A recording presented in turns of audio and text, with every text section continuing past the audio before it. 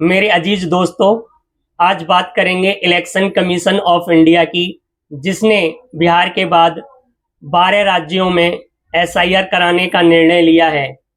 जो कि गणना प्रपत्र फॉर्म भरने की जो प्रक्रिया है वो 4 नवंबर 2025 से शुरू हुई है और ये प्रक्रिया 4 दिसंबर 2025 तक चलेगी।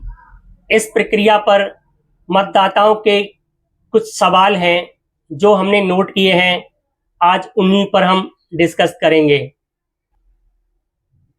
उन्हीं सवालों में से हमने 10 सवाल ऐसे कलेक्ट किए हैं जो कि आम जनमानस के हो सकते हैं। आपके मन में भी ये सवाल हो सकते हैं।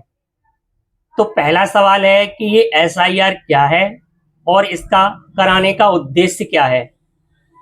तो राजनीतिक जो पार्टियां हैं वो अलग अलग बयानबाजी करती हैं, मैं उन बयानों में नहीं जाना चाहता, लेकिन ये यकीन की बात है कि जो इलेक्शन कमीशन ऑफ इंडिया की जो छवि है वो पिछले कुछ समय से जरूर हुई धूमिल हुई है कि उन्होंने जो निर्णय लिए हैं और जो उनका इम्प्लीमेंटेशन है वो यकीनन बहुत कम वक्त का है या बिल्कुल पारदर्शी नहीं है, इसलिए उस पर जरूर ही सवाल खड़े होते हैं। लेकिन मैं यहाँ पर बात करूँगा कि हमें थोड़ा यकीन भी रखने की ज़रूरत है। तो इसके कराने का उद्देश्य एक तो ये है कि कुछ लोग जो वोटर्स हैं डेड हो गए हैं और कुछ शिफ्टेड हो गए हैं, कुछ डुप्लीकेट हैं, तो उनको लिस्ट से हटा दिया जाए। दूसरी चीज़ है कि किसी मतदाता के अपने वोटर्स कार्ड में कुछ गलतियां हैं तो उनको सुधारा जाए। तो यकीनन ये लिस्ट को सही करने का एक प्रक्रिया है। तो इसको एक तरफ से देखें तो ये प्रक्रिया बहुत अच्छी है, आने वाले समय में इसका लोगों को फायदा होगा। दूसरा सवाल है कि इन्यूमरेशन फॉर्म अर्थात गणना प्रपत्र फॉर्म कहाँ से मिलेगा और इसको कैसे भरेंगे। तो इसका जवाब है कि ये गणना प्रपत्र फॉर्म आपको बीएलओ से मिलेगा या मिल चुका होगा। अगर नहीं मिला है तो आप अपने बीएलओ से संपर्क करके इसको ले लीजिए और फिलअप करके उनको जमा करा दीजिए। दूसरा तरीका है कि आप इसको ऑनलाइन भी भर सकते हैं। ऑनलाइन भरने के लिए आप अपने मोबाइल फ़ोन के क्रोम ब्राउज़र में जाएंगे, वहाँ पर आप voters.eci.gov.in पर साइन अप करेंगे, फिर इन्यूमरेशन फॉर्म पर क्लिक करके आप इसको फिलअप कर सकते हैं। इसके अलावा आप ऑफलाइन की बात करें तो कुछ इस तरह का फॉर्म दिया होगा, जहाँ ऊपर के खाने में आपकी पूरी डिटेल दी होगी, एक कोने में आपका क्यूआर कोड दिया होगा फॉर्म का, एक लास्ट कॉलम में आपका एक फोटो लगाना होगा जो आपके बैकग्राउंड वाइट हो, आंखों पे चश्मा ना लगा हो, चेहरा स्पष्ट दिख रहा हो। गणना प्रपत्र फॉर्म आप ध्यानपूर्वक से फिलअप करेंगे कि कोई गलती ना हो। ऊपर जो डिटेल्स दी है वो आपकी मौजूदा जानकारी है।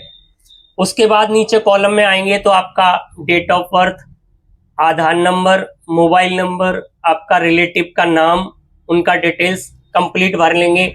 सबसे ज़्यादा जो कंफ्यूजन लोगों में अगर है तो वो ये दो जो कॉलम है इनको लेकर है।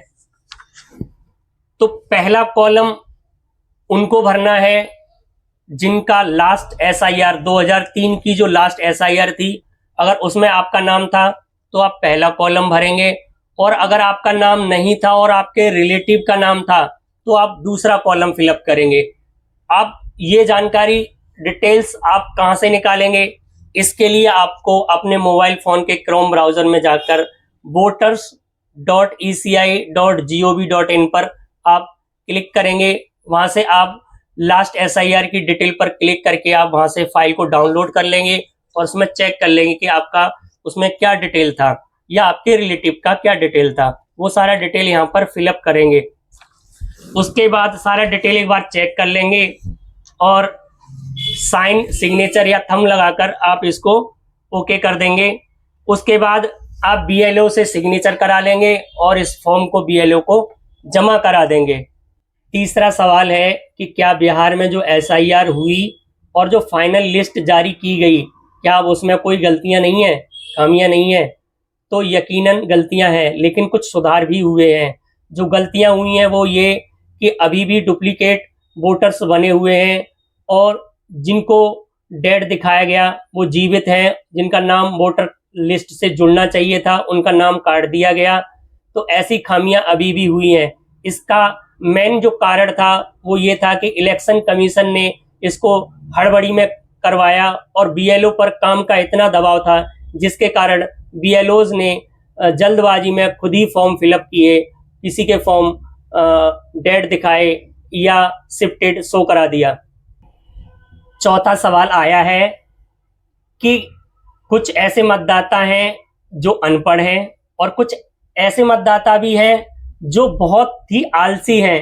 वो इस जिम्मेदारी को नहीं समझते, वो सोचते हैं अरे क्या हो जाएगा, कट तो ही जाएगा नाम।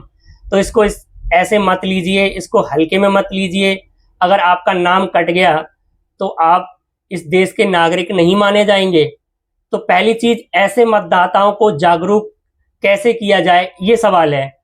तो सबसे पहले इलेक्शन कमीशन की जिम्मेदारी है, बीएलओज की जिम्मेदारी है, और यहाँ तक मैं कहता हूँ कि बीएलओ के पास इतना वर्कलोड है कि वो इस जिम्मेदारी को चाहकर भी निभाने में असमर्थ हैं।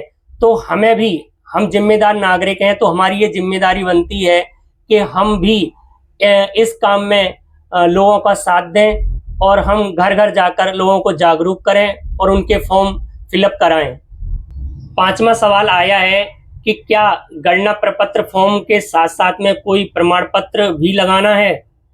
तो इलेक्शन कमीशन के अनुसार अभी कोई प्रमाण पत्र देने की आवश्यकता नहीं है, लेकिन मैं आपसे ये कहना चाहता हूं कि अगर आपके फॉर्म बिल्कुल एक्यूरेट सही भरा हुआ है आपने, और आपने जो जानकारी पूछी गई थी वो सही सही दी है, तब तो आपको शायद इसकी कोई आवश्यकता नहीं है।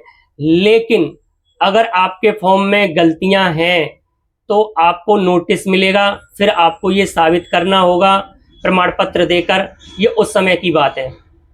छठा सवाल आया है कि कोई ऐसा मतदाता है जो पहली बार इस एसआईआर यानी जो 2026 की एसआईआर हो रही है उसमें पहली बार जुड़ रहा है, तो ऐसे में उसका कोई रिलेटिव का कोई डॉक्यूमेंट, कोई प्रमाण नहीं है, तो उसके साथ क्या होगा। तो उसका ये जवाब है इलेक्शन कमीशन के अनुसार कि उसको नोटिस मिलेगा, फिर वह 9 दिसंबर से लेकर 31 जनवरी तक वह दावा या प्रमाण पत्र दिखाएगा, तभी उसको लिस्ट में शामिल किया जाएगा। सातवां सवाल आया है कि अगर कोई बीएलओ किसी मतदाता का फॉर्म ही जमा नहीं करता है या उसको डेड, शिफ्टेड या डुप्लीकेट कैटेगरी में डाल देता है, तब उस वोटर्स को क्या करना होगा। तो मैं आपको बता दूं कि हर वोटर्स की जिम्मेदारी है कि जो ड्राफ्ट 9 दिसंबर को जो ड्राफ्ट जारी होगा उसमें आपको अपना नाम चेक करना चाहिए। तो अगर आपको लगता है कि आपका नाम नहीं है तो आप बीएलओ से इसके लिए संपर्क कर सकते हैं। एक भाई का सवाल है, ये 8वां, कि अगर उसका ड्राफ्ट सूची जो 9 दिसंबर 2025 को जारी होगी उसमें अगर उसका नाम नहीं है तो वह क्या करे। तो इसका ये जवाब है कि वह 9 दिसंबर से लेकर 8 जनवरी 2026 तक का जो दावा आपत्ति दर्ज कराने का समय होगा उसमें वह अपना दावा और आपत्ति दर्ज करा सकता है। 9वां सवाल है कि जो फाइनल सूची 7 फरवरी 2026 को जारी होगी, अगर उसमें भी उसका नाम ना हो तो वह क्या करे। इसके लिए वह कोर्ट जा सकता है या फिर वह फॉर्म नंबर 6 भर के, यानी 6 नंबर फॉर्म भर के वह नया मतदाता आवेदन कर सकता है। 10वां और आखिरी सवाल कि अगर किसी की उम्र 21 साल से अधिक है तो उसको प्रथम बार मतदाता पहचान पत्र का आवेदन के साथ साथ उसको एक शपथ पत्र देना होता है। ऐसा क्यों। तो इसका जवाब है कि उसकी उम्र के कारण, यानी 21 साल से अधिक अगर उसकी उम्र है और वह पहली बार पहचान पत्र के लिए अप्लाई कर रहा है यानी फॉर्म 6 भर रहा है, तो उसको इसके फॉर्म के साथ साथ एक शपथ पत्र देना होता है।